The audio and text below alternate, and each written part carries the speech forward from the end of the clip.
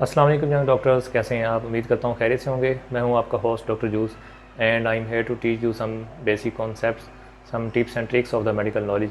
और यहाँ medical knowledge से मुराद वो बेसिक नॉलेज है जो हर डॉक्टर के पास होना चाहिए।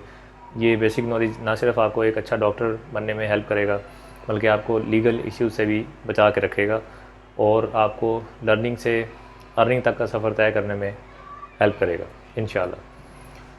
पिछली कुछ वीडियोस में हम एबीजीज़ को काफ़ी डिटेल से डिस्कस कर चुके हैं और हमने शुरू किया था वैलिडेशन से। उसके बाद हमने देखा था कि प्राइमरी प्रॉब्लम को कैसे डिटेक्ट करते हैं। उसके बाद हमने देखा था कि कंपनसेशन को कैसे सॉर्ट आउट करते हैं। और उसके बाद हमने एनाइन गैप को डिस्कस किया था कि positive ion of the body जो कि मेनली सोडियम है, उसको हम जो है वो माइनस कर लेते हैं नेगेटिव आयन से। और नेगेटिव आयन में हमने बोला था कि बाइकार्ब और क्लोराइड शामिल है, राइट। और नॉर्मल एनाइन गैप की जो रेंज थी वो हमने कहा था कि 6 से लेकर 12 तक हो सकती है। तो अगर आप यहाँ तक एबीजीज़ को समझ चुके हैं तो वेल एंड गुड, आपने एबीजीज़ को बहुत अच्छा समझ लिया है। ये एक आज एक बोनस पॉइंट कह लें या एक एडिशनल पॉइंट कह लें, मैं आपको बताने लगा हूँ। इसकी क्लिनिकल सिग्निफिकेंस हम आगे चल के अभी डिस्कस करेंगे। फ़िलहाल मैं आपको बता दूं कि इस पॉइंट का जो फ़ायदा है वो ये होगा कि हमें पता चलेगा कि ये एक्यूट रेस्पिरेटरी प्रॉब्लम है या क्रोनिक रेस्पिरेटरी प्रॉब्लम है, राइट। तो एक्यूट वर्सेस क्रोनिक में जब डिफ्रेंशिएट करना हो तो हम ये वाला फार्मूला यूज़ करते हैं और ये मैं आपको ब्रीफली बता देता हूँ कि इसको हम कैसे अप्लाई करते हैं। थोड़ा सा रिकैप कर लेते हैं। हमने डिस्कस किया था कि बॉडी में दो तरह के बफर्स होते हैं, एक रेस्पिरेटरी सिस्टम होता है, दूसरा रीनल सिस्टम होता है। रेस्पिरेटरी सिस्टम के पास जो टूल था वो कार्बन डाइऑक्साइड थी और रीनल सिस्टम के पास जो टूल था वो बाइकार्बोनेट था। कार्बन डाइऑक्साइड की नेचर हमने डिस्कस किया कि एसिडिक होती है और बाइकार्ब की नेचर जो है वो एल्कलोटिक होती है। तो बफर्स ऑफ द बॉडी जो है उनकी कोशिश ये होती है कि बॉडी की पीएच जो है वो नॉर्मल रेंज के अंदर रहे। कोई भी अगर इंसल्ट होती है, किसी एक सिस्टम में कोई फॉल्ट आता है तो दूसरा सिस्टम जो है वो कोशिश में लग जाता है कि वो पीएच को वापस नॉर्मल कर ले या न्यूट्रलाइज़ कर ले। और जहाँ तक पीएच की बात है तो हमने इसको देखा था कि पीएच की जो नॉर्मल रेंज थी वो 7.40 थी। उसके बाद PCO2 की नॉर्मल रेंज हमने देखा था कि 40 थी अगर एवरेज लिया जाए, और बाइकार्ब की जो एवरेज वैल्यू थी वो 24 थी।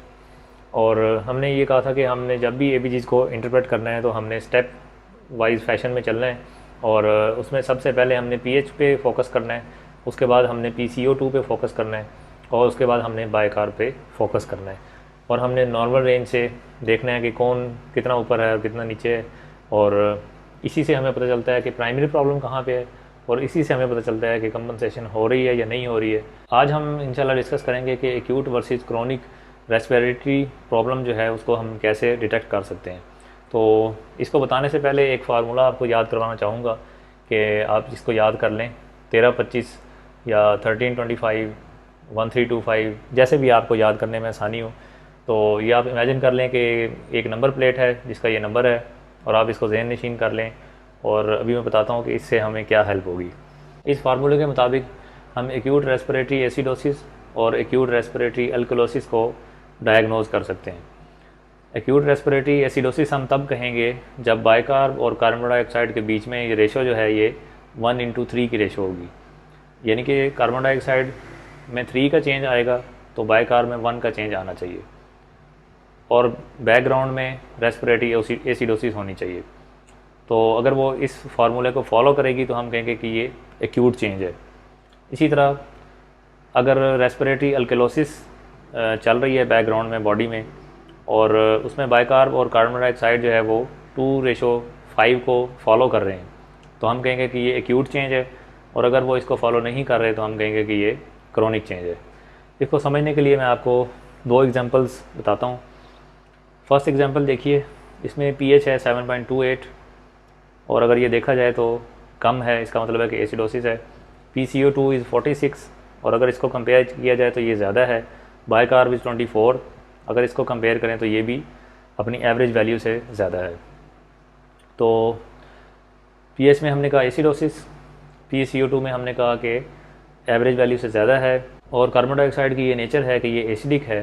तो इसके मुताबिक रेस्पिरेटरी एसिडोसिस बनी और अगर हम कंपनसेशन की बात करें तो बाइकार्ब को चाहिए था कि वो ज़्यादा होता और पीएच को न्यूट्रलाइज़ करता।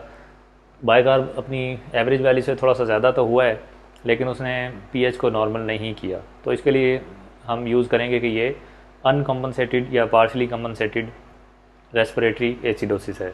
और अगर हम इस फार्मूले को अप्लाई करें तो हम ये देखते हैं कि CO2 और बाइकार्ब के अंदर जो चेंज है उसकी रेशो क्या है। तो 46 और 40 में 6 का गैप है, और बाइकार्ब की जो एवरेज वैल्यू है वो 24 है, और हमारे पास जो इसमें वैल्यू आई है ये 26 है। तो इन दोनों के बीच में 2 का फ़र्क है। और अगर हम इन दोनों की रेशो को फॉलो करें तो हमें पता चलता है कि ये इसी रेशो के फॉलो कर रहे हैं। तो इसका मतलब है कि ये वाला जो चेंज है ये एक्यूट चेंज है, क्योंकि ये फार्मूला हमने बताया था कि एक्यूट रेस्पिरेटरी एसिडोसिस को डायग्नोज करने के लिए हमने फार्मूलेट किया था।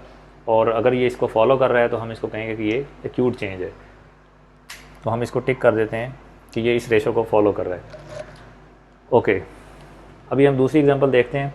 इसमें pH इज़ 7.48, और अगर ये इसकी एवरेज वैल्यू से कंपेयर किया जाए तो ज़्यादा है, इसका मतलब है कि अल्कलोसिस है, अल्कलोसिस। उसके बाद CO2 इज़ 26, और CO2 को अगर हम कंपेयर करें तो ये अपनी एवरेज वैल्यू से कम है। तो CO2 की जो नेचर है वो एसिडिक है, और कम होने का मतलब है कि अल्कलोसिस।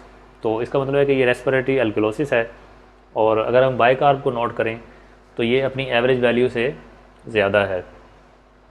तो अल्कलोसिस को कंपनसेट करने के लिए बाइकार्ब को चाहिए था कि ये कम होता, क्योंकि इसकी जो नेचर है वो अल्कलोटिक है। तो अगर हम कंपनसेशन के एंगल से देखें तो ये कंपनसेट नहीं कर रहा, तो इसको हम अनकम्पनसेटेड रेस्पिरेटरी अल्कलोसिस बोलेंगे। और अगर हम इस फार्मूले को अप्लाई करें बीच में, क्योंकि ये अल्कलोसिस है तो हम इसमें अल्कलोसिस वाला फार्मूला अप्लाई करेंगे। तो अगर कार्बन डाइऑक्साइड की जो एवरेज वैल्यू है वहाँ से हम इसको इसका डिफरेंस देखें तो ये 14 का डिफरेंस है, और बाइकार्ब की जो एवरेज वैल्यू से डिफरेंस है ये 4 का डिफरेंस है। और अगर हम इनकी रेशो को निकालें तो ये रेशो 3.5 बनती है, और अगर इन दोनों की रेशो को देखा जाए तो वो 2.5 बनती है। तो इसका मतलब ये हुआ कि ये वाली जो एग्जांपल है ये इस फार्मूले को फॉलो नहीं कर रही। फॉलो नहीं कर रही का मतलब ये है कि ये चेंज जो है ये एक्यूट नहीं है, ये कोई क्रोनिक चेंज चल रहा है। कोई पेशेंट को क्रोनिक प्रॉब्लम था जिसकी वजह से रेस्पिरेटरी अल्कलोसिस है, राइट। तो बेसिकली इस फार्मूले की सिग्निफिकेंस ये है कि आप एक्यूट वर्सेस क्रोनिक के बीच में डिफ्रेंशिएट कर लेते हैं कि ये जो प्रॉब्लम चल रहा है पेशेंट के अंदर ये एक्यूट है या क्रोनिक है। अगर आप इस फार्मूले को ना भी याद करेंगे और यहाँ तक ABGs को समझ लेंगे तो ये भी काफ़ी रहेगा। लेकिन कुछ जो पुराने एग्ज़ामिनर्स हैं वो बड़े इंटरेस्टेड होते हैं इस फार्मूले में, और वो अक्सर वाइवा में भी ये बातें पूछते हैं। तो मैंने कहा कि आपके साथ शेयर कर दूं। वैसे तो जो प्रैक्टिकली और क्लिनिकली आप किसी भी डायग्नोसिस को जो है वो clinical history and examination and other labs के साथ कोरिलेट करके ही ज़ाहिर डायग्नोसिस बनाते हैं। लेकिन अगर कोई आपसे ये पूछते हैं तो आपको एटलीस्ट पता होगा कि एक्यूट वर्सेस क्रोनिक को डिटेक्ट करने के लिए ये वाला फार्मूला होता है। उम्मीद है कि आपको इस वीडियो से फ़ायदा हुआ होगा। इसको लाइक एंड शेयर कर दीजिएगा ताकि दूसरे लोगों तक पहुंच सके। चैनल को सब्सक्राइब कर लीजिएगा ताकि नई आने वाली वीडियोस आप तक पहुंच सकें। Till the next video, I am doctor Juice. अल्लाह हाफिज़।